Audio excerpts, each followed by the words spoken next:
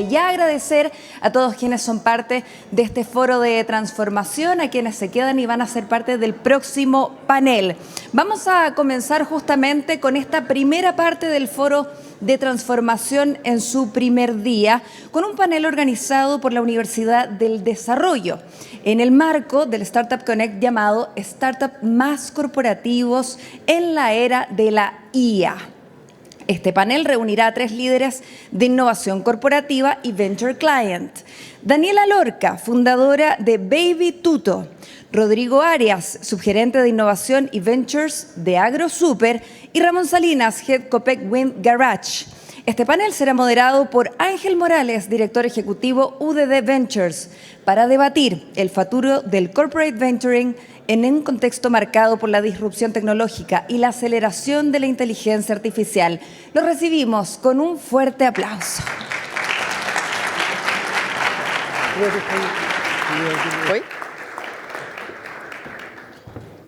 Bien. Se escucha bien, ¿cierto? Oye, nos echaron a competir con Evelyn Matei, así que vamos a tener que hacer algo para que no se nos vaya todo el público. Sí, gracias a los que se quedaron. Bien, vamos a hablar efectivamente de cómo la inteligencia artificial está impactando en la relación justamente de startups con corporativos. Grandes invitados. Por favor, Dani Lorca, cuéntanos de ti, para quienes no te conocen todavía. ¿Quién es Dani Lorca? Bueno, yo fundé en el 2013 una empresa que se llama Baby Tuto, que era un e-commerce de productos de bebés que acompañaba a los padres y madres en el proceso de crianza. Ahí sí, gracias. Ya, de nuevo. Me llamo Daniela Lorca, soy la fundadora de Baby Tuto, una empresa que fundé en el 2013. Era una plataforma que acompañaba a los padres y madres en el proceso de crianza a través del contenido y más de 40.000 productos en un solo lugar. Esa empresa, en diciembre del 2021, se la vendí a Walmart. Y desde ahí, ¿qué estoy haciendo? Bueno, trabajé 2 años y medio en Walmart, así que sé lo que es venderle la empresa y quedarse dentro de la corporación.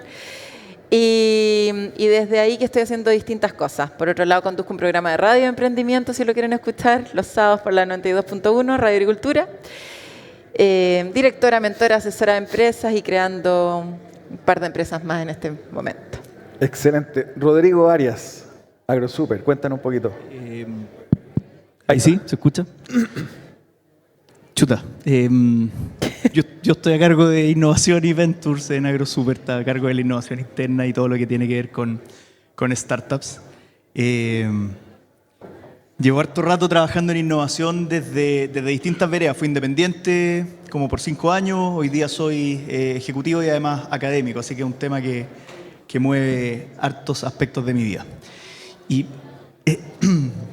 gracias por quedarse. Yo le decía a Ramón que si se quedaban 25 personas ya me daba por pagado y qué bueno ver casi todas las sillas llenas. Eso. Ramón, en tu caso, Ramón Salinas, bienvenido. Primero que nada, gracias a todos por quedarse, gracias Ángel por la invitación.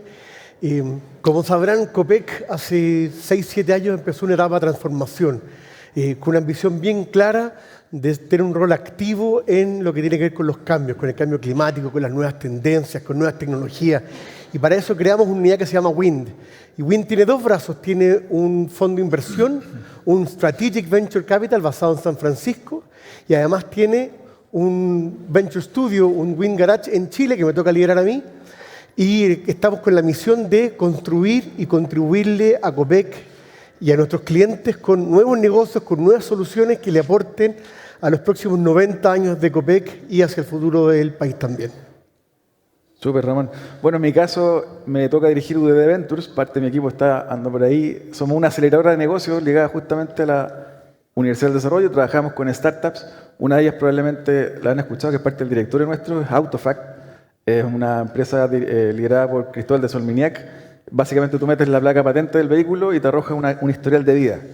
Bueno, este tipo hace un año más o menos vendió el 50+1 a unos australianos, Car Sales, en $25 millones.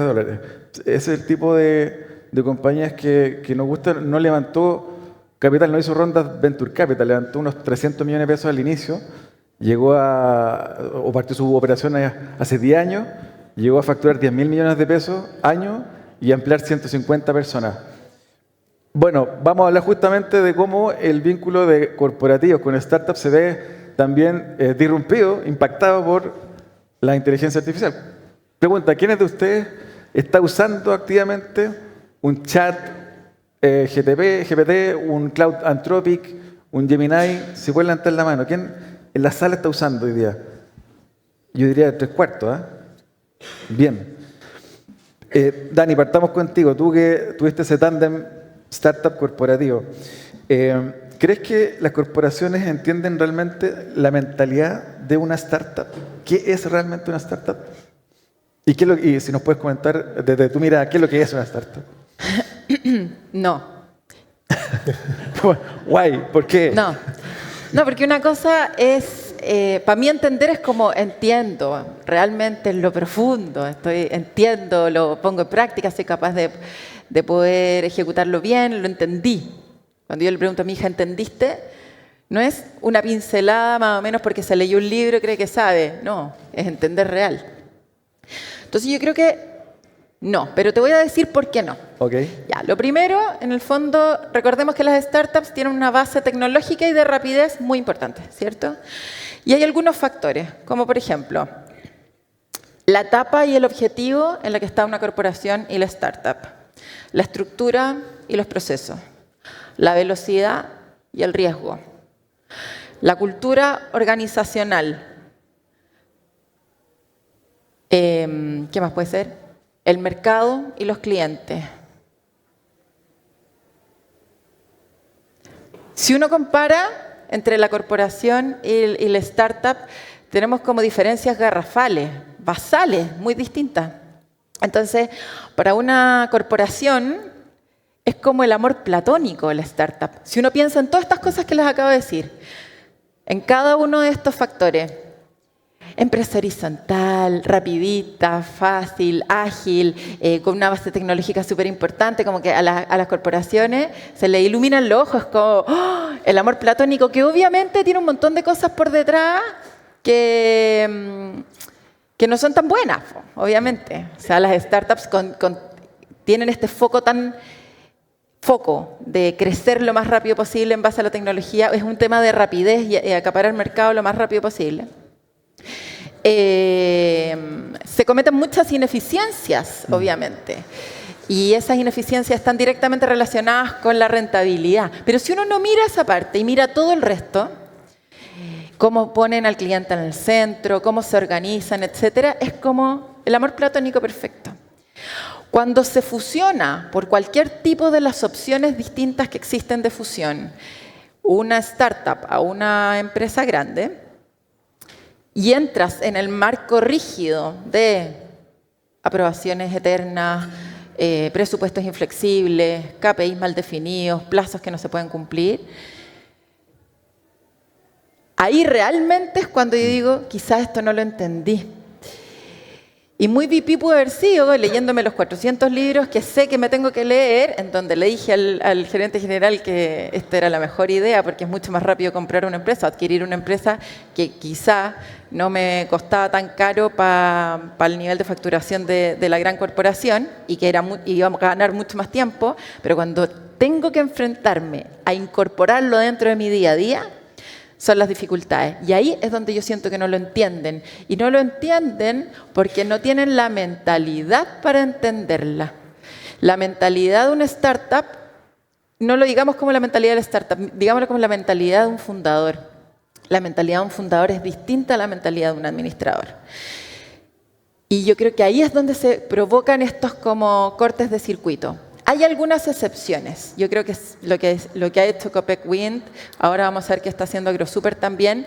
Obviamente hay algunas excepciones que han encontrado la fórmula de poder hacerlo. Que me gustaría escucharlas acá en el panel porque no las conozco, pero sé que lo están haciendo muy bien. Así que hasta ahí lo dejo. Gracias, Dani. Bueno, justamente, Rodrigo, hemos sabido por los periódicos, muchas empresas han cerrado sus unidades, justamente, de CBC o de Company Building incluso. Cuéntanos un poquito para quienes no conocen todavía el caso de AgroSuper, que ha sido premiado por el modelo Venture Client, que también ahí te pido comentar. ¿Cómo justifican justamente, a partir de lo que cuenta Dani, cómo justifican internamente apostar por esta unidad dentro de AgroSuper? Siguiendo con el estilo de respuestas cortas y rápidas, con resultados. Nosotros partimos trabajando el año 2016-17 más o menos, cuando esta cuestión era una moda más, ¿cierto? Y había que hacerlo porque había que trabajar con startups. Y de ahí hasta ahora han pasado un montón de cosas. Hemos tenido buenos casos, hemos tenido malos casos, hemos probado distintos modelos de corporate venturing, ¿cierto? Probamos company building, probamos hasta cierto punto el venture capital a través de SAFE o nota convertible. Y al final, el que por lejos mejor nos ha resultado es el famoso venture client, que hoy día está un poco más en boga. Cuando nosotros partimos con el venture client éramos como el hermano pobre, ¿cierto? Que no tenía fondos de inversión. Pero la verdad es que nos ha traído tremendos resultados. Y yo te diría que una de las claves es de partida generar rápidamente el fit. Tú cuando estás en una empresa, la ventaja que tenés es que hay toda una estructura, ¿cierto? Entonces tú no tienes que dominar el know-how. Eso lo dominan las startups. Las unidades de ventures a las que les va bien son muy buenas administrando el know-how. Yo creo que nosotros desde los primeros pasos que empezamos a dar, entendimos que había que incorporar a las unidades. Entonces hoy día cuando llega una startup, eso tiene cosas buenas y cosas malas, porque obviamente todos queremos que resulte, ¿cierto? Y que salga bien y hay entusiastas en todas partes, ¿cierto? Pero lo que nosotros tratamos de hacer es tomar esa startup, y si es una startup que apunta a mejorar el sistema de pago a proveedores, lo llevamos con la gente de pago a proveedores. Y si después de esa primera reunión no hay match, porque finalmente, independiente que la unidad de innovación o la unidad de ventures tenga su presupuesto y podamos hacer pilotos y podamos hacer cosas, al final del día el piloto no te mueve ni una aguja. Ni siquiera el startup, porque también una startup que está partiendo y dice, oye, tenemos 3 pilotos, está bien, pero una startup que tiene 10 años, que sigue hablando de pilotos, tú decís, pucha, es que ¿cuándo va a empezar a ser rentable? ¿Cierto? Claro. ¿Cuándo va a empezar a vender? ¿Cuándo va a empezar a ser sostenible? Y maduro, y etcétera. En las empresas pasa lo mismo, el piloto te mueve la aguja al principio, pero lo que tú necesitas al final es mostrar resultados. En nuestro caso fue súper simple, el indicador que se definió es el impacto en EBITDA, por lo tanto todo se mide en torno al impacto económico y lo que está en torno al impacto económico no es solo EBITDA, ¿cierto? Y así lo fuimos trabajando. Ahora, brevemente, se me fue esa parte, ¿cierto? El modelo Venture Client es trabajar con startups tendiendo a que se conviertan en tus proveedores. Y eso para los startups es útil también, porque al final del día los startups necesitan tener buenos clientes. Y cuando tú tienes un buen cliente, una empresa grande, eso es currículum, es como cuando te entrevistan en una pega, ¿cierto? ¿Dónde has trabajado antes? ¿Dónde has hecho tu pega? ¿Dónde has generado resultados? Las empresas también podemos aportar al currículum de las startups. Así que eso ha sido más o menos la historia. Bueno. Pero quedan como independientes. ¿No pasan a ser parte de tu día a día? O sea, es como una empresa... Pasan a convertirse en tus proveedores. Claro, son tus proveedores, sí, pero no funcionan con tu área de administración, de recursos humanos, de nada. ¿La empresa sigue siendo independiente? No se absorben. No se absorben. Son proveedores. Nunca. Son proveedores de la empresa. Sí. Claro, así funciona pues, cuando están separados. Exactamente. A menos que, y ahí Ramón puede hablarlo con mucho más casos, ¿cierto? Pero a menos que tú quieras hacer alguna exploración de un nuevo negocio y sí, tú sí estés pensando en incorporarlo. Pero para nosotros el modelo cliente-proveedor funciona perfecto. Muy bueno. Ramón, justamente el caso tuyo es un poco distinto, ¿cierto? Tiene una connotación diferente. Cuéntanos un poquito de qué trata el modelo y tal vez algún caso de lo que se pueda contar público.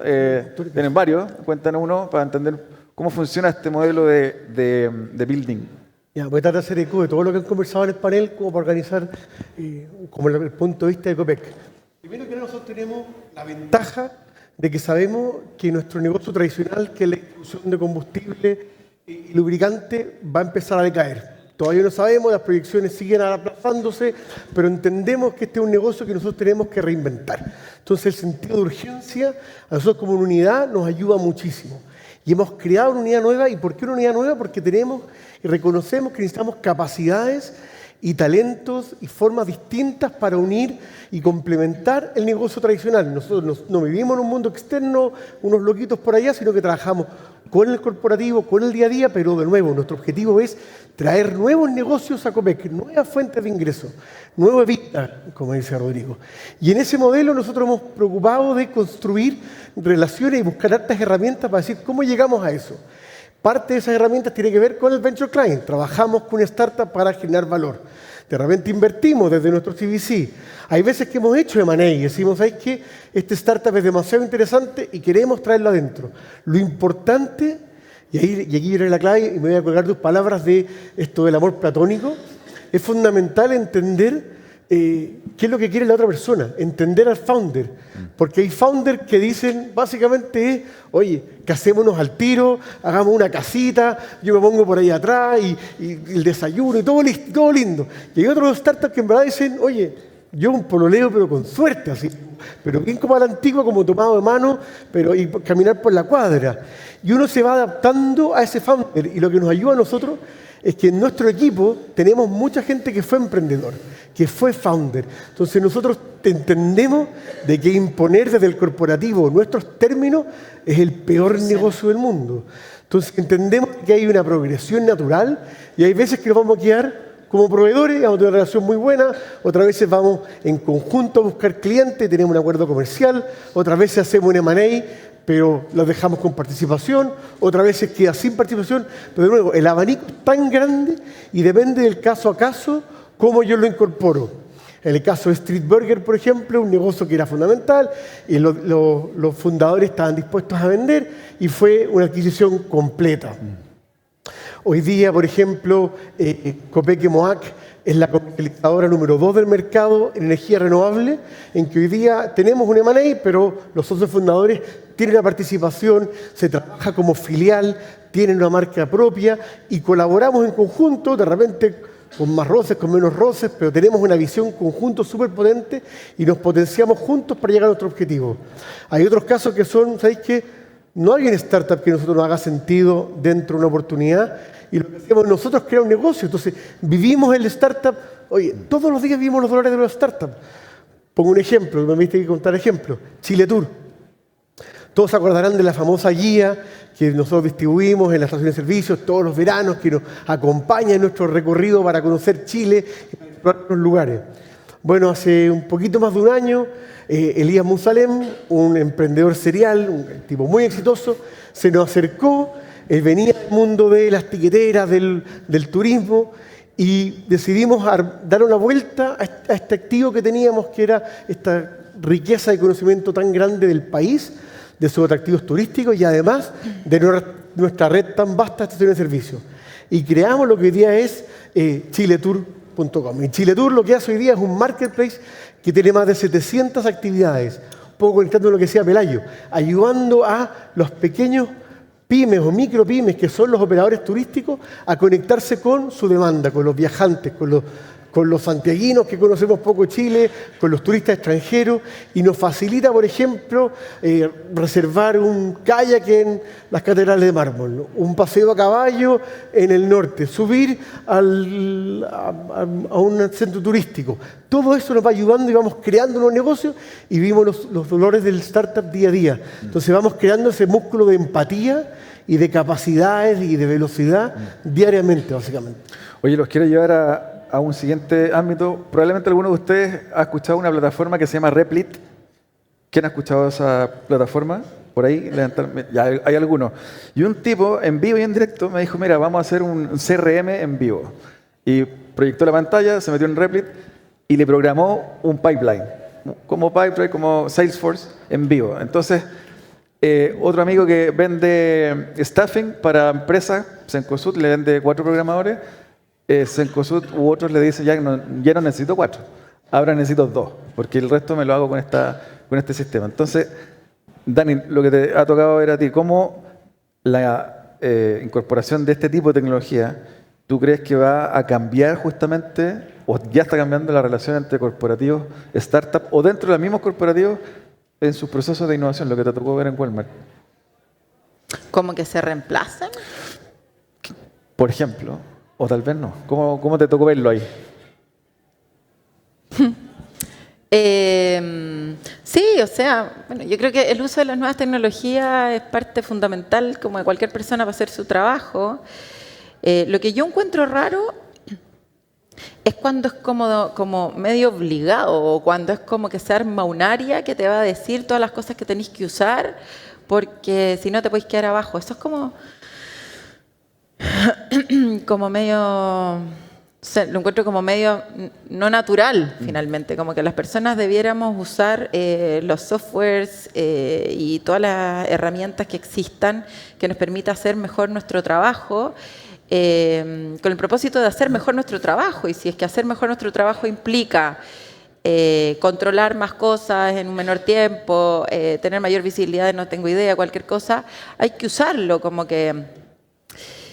Yo soy amiga del uso de cualquier tecnología y creo que no hay que tener miedo de que el uso de alguna herramienta o tecnología puede dejar personas obsoletas, porque uno no puede trabajar con miedo, finalmente. Uno tiene que trabajar como con el propósito de hacer la pega lo mejor posible, lo que está haciendo lo mejor posible. Y si en el camino se dan cuenta que, claro, que el SEO... Ojalá no haya ningún SEO aquí, ya no se necesita una persona porque ya sabemos, bueno, esa persona hará otra cosa, no tengo idea, pero yo creo que lo importante es darle las oportunidades a las personas y reconocer las reales habilidades y no solamente la parte más técnica de lo cual se han desarrollado en el último tiempo. Y creo que eso también es súper importante. Si bien voy avanzando en el uso de las herramientas y de los softwares, también creo que es importante ir haciendo un buen trabajo en el área de personas. Y el área de personas específicamente, en cuáles son como esas habilidades que no son tan replicables, claro, finalmente, y que cuesta encontrar en alguna herramienta. ¿Para qué es buena esta persona? ¿Qué pasa si es que esa persona antes hacía algo que ahora obviamente me demora un segundo en hacer? Pero es súper buena persona, súper buen líder, es un gallo que trabaja súper bien en equipo. ¿Para qué otra cosa es buena? Si de repente se matan algunos cargos, pero se crean otros. Entonces, yo creo que es un equilibrio finalmente.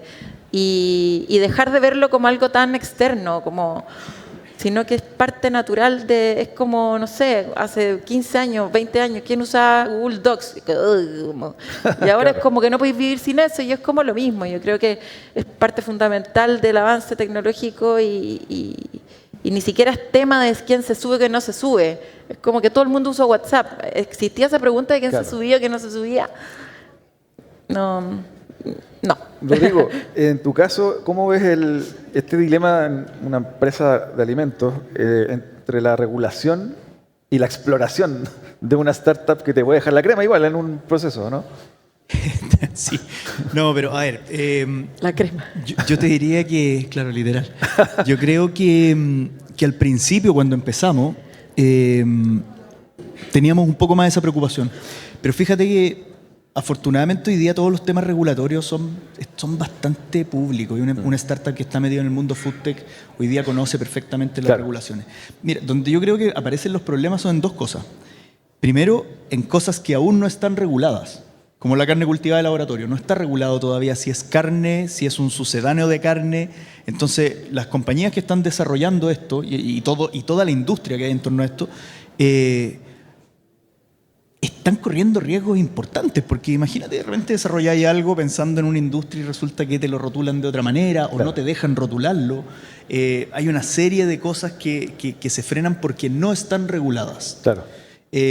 Por ejemplo, hoy día tú no sé si habrá cambiado en los últimos 5 años, pero entiendo que no puedes rotular que algo tiene antioxidantes porque no está regulado. ¿Me entendí? Entonces, claro, y es heavy porque los antioxidantes, hasta donde todos sabemos, son buenos, ¿cierto? Entonces, claro, bueno. El otro punto, y que va muy de la mano con el tema de este summit, es el tema tecnológico. Más que el tema regulatorio del alimento, eso está bastante normado y manejado, salvo la excepción que te digo. Pero el tema tecnológico, los sistemas, hemos visto que los problemas que aparecen son cada vez más, y ahí hay que entenderlo también. Desde el ecosistema de innovación y emprendimiento es súper fácil y simplista decir es que las empresas son lentas. Pero las empresas tienen política. Las empresas reciben no cientos, millones de ciberataques por día. Entonces, cuando tú de repente tenías una tecnología súper buena, súper buena, extraordinaria, que incluso te baja los costos a la mitad, te permite llegar con mejores ingredientes en el caso nuestro. Pero resulta que la plataforma que se utiliza para hacer eso es una plataforma que tiene una brecha de ciberseguridad. ¿Qué hacemos? Claro. Entonces entramos en esto y ahí tenemos un desafío nosotros, las compañías grandes, en agilizarlo. Este es un tema que créeme que se conversa súper seguido entre las empresas grandes de cómo acelerar y cómo agilizar los métodos de adopción, pero ahí hay un tema importante. Entonces, regulatoriamente no, yo creo que en términos de ciberseguridad es complejo y en términos de lo que no está regulado. Ramón, respecto de KPI o métricas que tal vez te piden para tu área en Garage, de las que podemos comentar, ¿qué cosa le pides a un buen proyecto o a un proyecto que tiene cara de ser bueno? ¿Y cuándo llegas al minuto de decir no más? Porque hay que matar estos zombies que andan dando vueltas dentro de la empresa. ¿Cuándo tomamos la decisión de ponerle la guillotina a ese proyecto?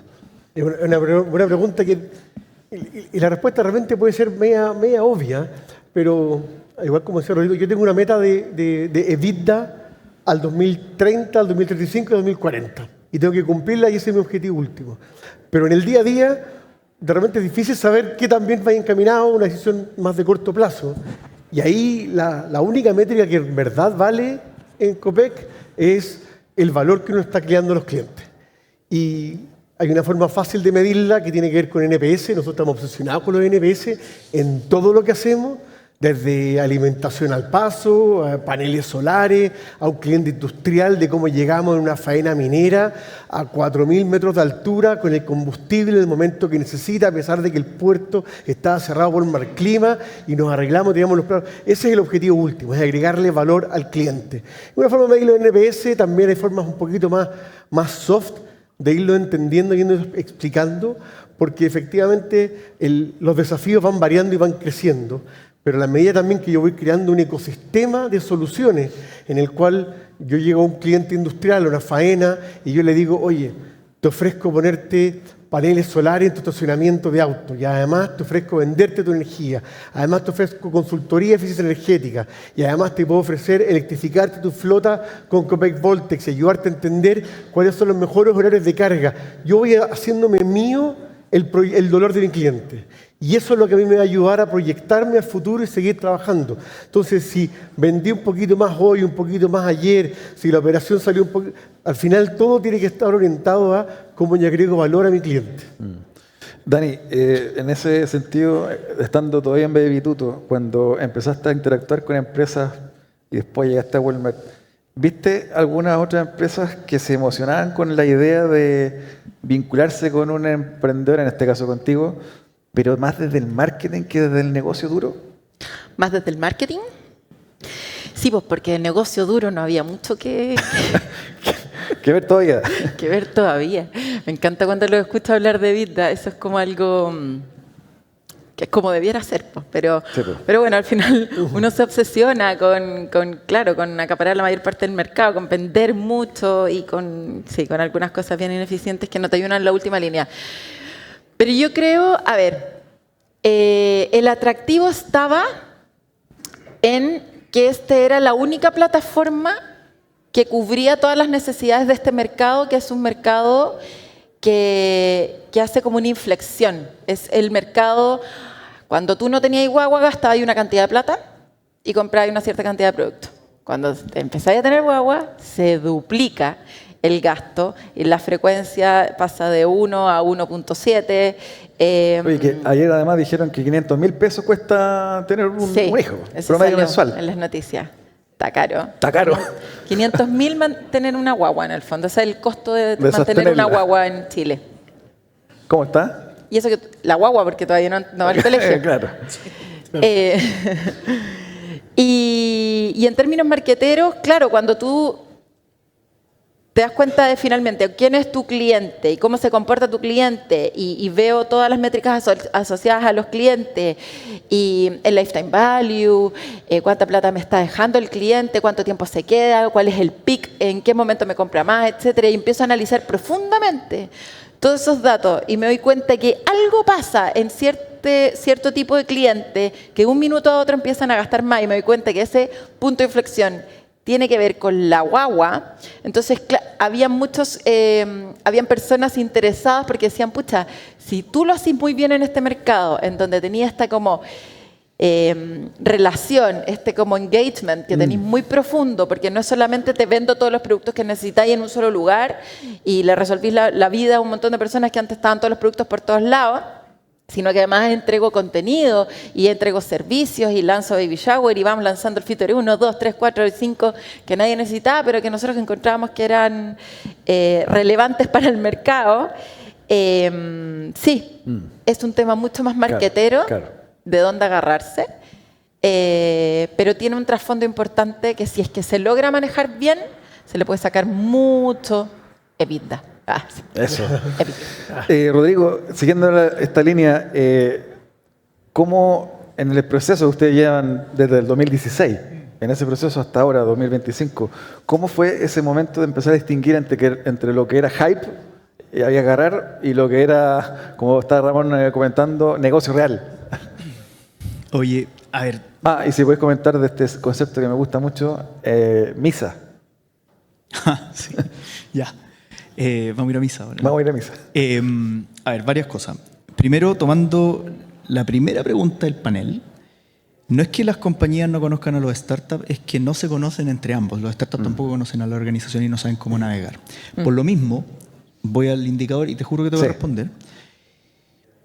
En momentos de crisis, ¿ya?, o en momentos en que la plata está más cara, obviamente reflotan indicadores tradicionales como el ROCE, el ROI, el EBITDA, el revenue. En momentos en que a lo mejor hay un poco más de capital disponible, aparecen de nuevo los indicadores que hoy día, peyorativamente, pero que hace 5 o 6 años atrás no pasaba y no se mencionaba, se les denomina como hacer marketing. Mira, lo importante es entender cuál es el indicador que está buscando mover la compañía y el startup. Porque si para el startup el marketing es importante porque le va a permitir ir a levantar capital, gracias, le va a permitir ir a levantar capital, es que me escucho como poderoso. Potente. Vaya que nos sirve el marketing y vaya que debe ser uno de los indicadores. Y ojalá el hecho de ayúdame a salir en el diario sea una conversación que esté. Y para la empresa lo mismo. Si la empresa está, oye, te voy a inventar, pero si la empresa está a la venta. Claro. Por supuesto que el marketing es relevante, incluso podría llegar a ser igual de relevante que la rentabilidad de la EBITDA. Entonces, hay que preguntarse bien y entender bien esa parte. Oye, me tomé esa licencia porque te puedo responder súper rápido y es como respondí a algunos ejecutivos cuando partimos de esta cuestión, hace casi 10 años atrás. Me acuerdo que me encontraba con frases, no solo al interior de AgroSuper, sino que con otras empresas también. Ya, Rodrigo, súper bien. Perdón, nadie de los que trabajaron en innovación, por supuesto. Personas que trabajaban en otras unidades, en operaciones, en finanzas, etc. Esta cuestión de los startups es puro humo. ¿Puro humo? Puro humo. Así, literal. Y la respuesta es súper clara. Sí. Sí. Está lleno de humo. Y la pega, el trabajo de las unidades de Corporate Venturing es encontrar aquellas que no son humo, disipar ese humo. Porque no estoy diciendo que humo suena súper mal, ¿cierto? Pero hay startups que no funcionan, hay emprendedores, hay founders que los agarra la vorágine del ecosistema y los hace creer que ya la hicieron y la verdad que todavía no venden ni un producto, ¿cierto? Entonces, eso también es súper importante cuidarlo y creo que las unidades de Corporate Venturing tienen ese rol y también ir aterrizando al startup y decirle, focalicémonos en esto, hagamos ruta a tu compañía, etc. El concepto MISA lo voy a explicar brevemente, se llama Make Innovation Sexy Again. Ya no se pasen ningún rollo más allá de eso. ¿Make qué? Innovation. Sexy Again. Y hacer, tiene que ver con hacer la innovación sexy de nuevo. Exacto. Entonces tiene que ver con lo siguiente. Uno de los grandes secretos, si quieren, o motivos del éxito del modelo de Corporate Venturing que tenemos, es que tenemos un modelo de innovación interna en AgroSuper que es, y lo digo sin vergüenza, extraordinario. Extraordinario. ¿Ya? Tenemos la próxima semana 120 equipos que van a presentar sus proyectos en la oficina central, de un total de más de 3.000 iniciativas, participaron más de 4.000 personas, tenemos un proceso hace más de 10 años que nos permite administrar de manera masiva la innovación interna. Como la innovación interna es madura, hoy día es masivo el uso de startups. Ahí está por ahí Felipe, que es de mi equipo, me va a decir, ya, pero podría ser más masivo. Sí, pero si nos comparamos, realmente es muy masivo. ¿Ya? Y las startups se convierten en una herramienta que nos permite hacer innovación y no en el fin. Y cuando la compañía entiende eso, es una herramienta que está disponible y las cosas funcionan. Aprendí a hacer las preguntas correctas. Uno siempre en los paneles cuenta la parte bonita, hay un montón de cosas que no resultan, ¿ya? O que no resultan como uno quisiera. Pero eso es básicamente de qué se trata. Y tuvimos que hacer sexy la innovación internamente para que todas estas cosas funcionaran. Ramón, ya vamos casi cerrando. Cuéntanos un poquito lo que se pueda. Ahí nos dirás tú.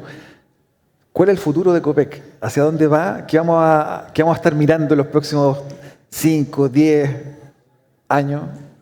Juégatela ahí. Mira, yo aquí voy a hablar a título personal como parte de mis ambiciones y de mis sueños. Y en el fondo nosotros hemos logrado construir una plataforma.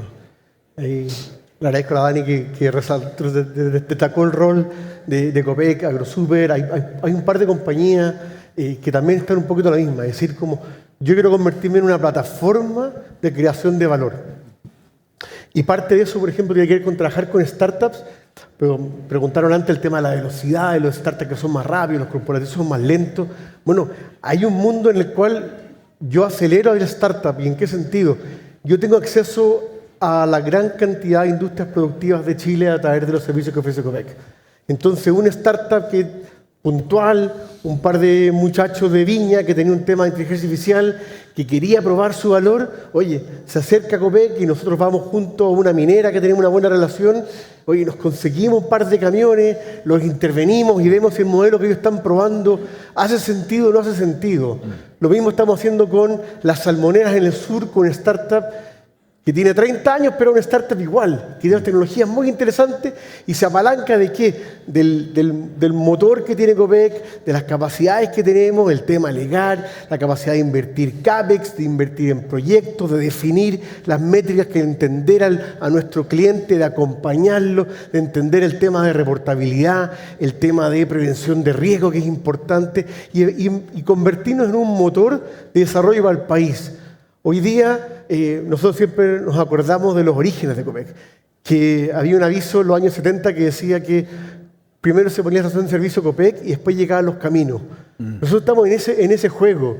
Hoy día estamos invirtiendo, poniendo cargadores eléctricos en Punta Arenas, donde la demanda vehicular de auto eléctrico es bastante reducida. Claro. Lo mismo estamos haciendo, por ejemplo, hidrógeno verde, apoyando a Walmart y a Marval con la primera estación de carga de hidrógeno verde para camiones de alto tonelaje, para probar, para explorar, porque de nuevo, el país lo construimos todo, el valor lo construimos todo, y yo tengo que ser alguien que apoye a mis clientes. Mi cliente puede ser alguno de ustedes camino a sus vacaciones, pero también es un cliente industrial que tiene un desafío de descarbonización, de externalización. Mi cliente es el startup, que yo quiero que ojalá sea un unicornio y que el founder se forre, pero feliz. Y ese es el negocio que estamos jugando en eso, en traer cosas interesantes que agregan valor. Excelente. Oye, nos quedan 3 minutos y me dieron espacio para una pregunta al público. Tenemos un micrófono. ¿Alguien se anima? Acá hay una pregunta. Vamos, ¿a quién va dirigida y cuál es la pregunta? Sí, hola, Diego Jiménez, soy regional de Nebius. El proceso de implementación de tecnologías de IA, sobre todo cuando vienen de startups, como dicen ustedes, que se venden muy bien, pero todavía hay que conocerse un poco más. ¿Cómo se mide el riesgo de esa implementación desde el punto de vista de Ventures, por ejemplo, Rodrigo, ¿no? De decir, bueno, tenemos esta idea de implementación de IA, todavía no sabemos a ciencia cierta, no hay un portfolio muy robusto. ¿Cómo se mide el riesgo? Y luego de concretarlo, ¿cómo asumen esa curva de aprendizaje al resto de la organización? Convencer a otros departamentos internos de que esto puede funcionar, entendiendo que puede tomar algún tiempo. Buena pregunta. Voy a contestar brevemente, voy a tratar. Es justamente en la última parte donde está el secreto. Yo personalmente soy un poco enemigo de los fast track, de tener contratos diferenciados con los startups, procesos de integración diferenciados. Vamos a los leones rápido. Entonces, nosotros no administramos el riesgo, lo administra la unidad de TI y ciberseguridad. Lo que trae problemas, pero cuando resulta, estamos todos funcionando. Y no te pasa esto de que, oye, pero ¿por qué lo hiciste y no me contaste desde el principio? Lo sumamos desde el principio, a veces a regañadientes, ¿ya? Y ahí hemos aprendido, porque al trabajar así uno aprende también y puede hacer preguntas antes, a preguntar distintas cosas. Por ejemplo, ¿te vaya a conectar a nuestros sistemas? ¿Te vaya a conectar a SAP? Porque si te vaya a conectar a SAP, el tratamiento es muy distinto que si no te vas a conectar a nuestro sistema.